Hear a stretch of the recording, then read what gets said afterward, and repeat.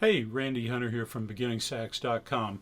In this Jazz Sax Quick Licks and Tips video, I thought we'd go through pentatonic scale and the tritone sub. So pentatonics and the tritone sub. Now, first, let's just start by talking about what a tritone sub is. It's a term you probably heard used a lot, and tritone sub is a dominant chord that can substitute for another dominant chord. Now the dominant chord that's making the substitution has a root that's a tritone away from the dominant chord it's substituting for. Now that's a tritone sub in its simplest form. I mean, you can have tritone subs, 2/5 tritone subs. So the tritone sub can take a couple of forms that you might see, but generally a tritone sub is a dominant chord that has a root that's a tritone away from a dominant chord that it's substituting for. Now you're going, what the heck is a tritone sub? Or what the heck is a tritone, an interval of a tritone? A tritone is exactly half an octave. So, and it's also, might also locate it by thinking of the flat 5. The flat 5 is exactly a half an octave from one root to the root and an octave above that. So for instance, if I'm looking for the root of a tritone sub for G, I'll locate the flat 5, and we can do this easily by going 1, 3, 5 up the arpeggio, and then down a half step. So I play G, B, D to D flat or C sharp, however you think of it. So G to D flat, that's a tritone. Now, an inverse relationship to that is D flat to G is also a tritone because it's half an octave.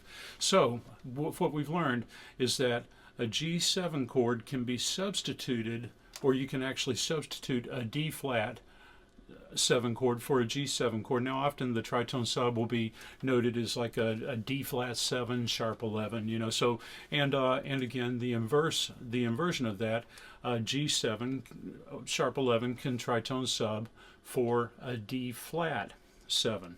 So what we want to do is relate the pentatonics to this. Now we know we can play pentatonic scales on dominant chords. We've covered that in lessons before, so you know, you might just go back through some of the pentatonic lessons of mine that you've run across.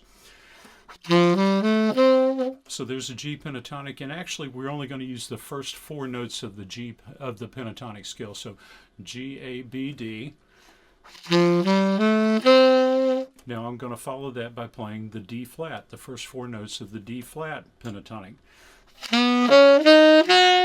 So G pentatonic, 4 notes, D flat, and then let's just drop back to the root of the G pentatonic, G.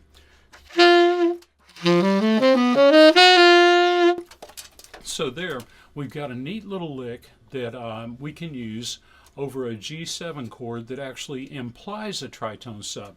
Now, an important thing is that typically rhythm section players, pianists, and bass players play tritone subs, and we play things that work over these particular chord changes. However, as horn players, we have the power to, in an improvised solo, especially in a jazz improvised solo, tritone subs typically you wouldn't want to use these like if you were playing a rock gig or something. But if you're playing a jazz tune, you might decide that you want to use that that neat hip tritone sub kind of sound, especially within the context of these pentatonics again.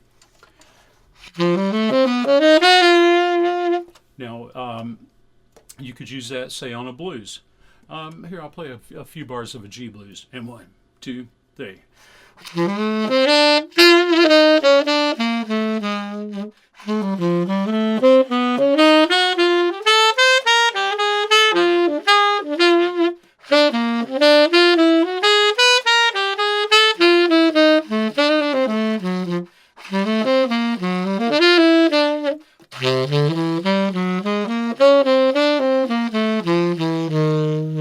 So there I used the tritone sub sound throughout the blues. I used it on the 1 chord, I used it on the 4 chord, I used it on the 5 chord, and I probably used it more than I would ever use it on one chorus of the blues, but I just wanted to hear you, or let you hear it within that context.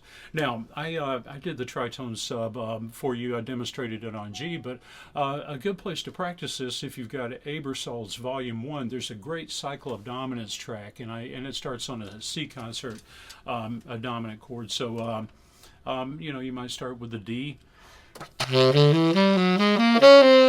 So there I played the D pentatonic. Remember the first 4 notes of the pentatonic, followed by the A flat pentatonic, since it sits in that tritone position. Followed by G, that's your next key on cycle of dominance. Next key is C for tenor players.